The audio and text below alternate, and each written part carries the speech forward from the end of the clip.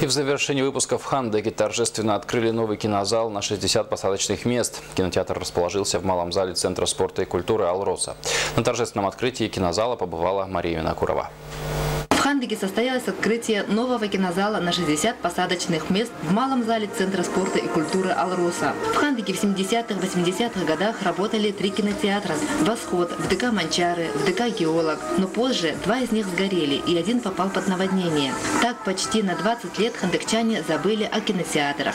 И вот теперь большой экран вернулся. И это учреждение будет досугом, являться досугом, которого практически нету у нас в поселке Хандык. Возможно, это и принесет свои плоды и в детской преступности, то есть поменьше будет, не будет шляться по улицам. На ремонт зала и закупку оборудования из бюджета поселка Хандыга выделено около 1 000 000 рублей. Первые зрители уже оценили удобную планировку зала, комфортные кресла, качественный проектор.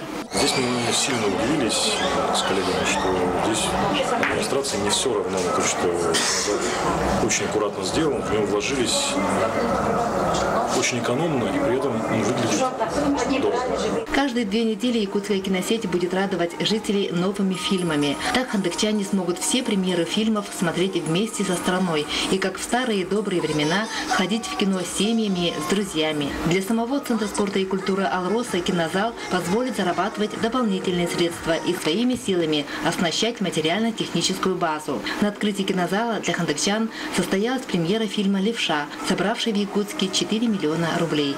Мария Винокурова, Нина Ханарова, Андрей Сокар, НВК «Саха», Хандыга.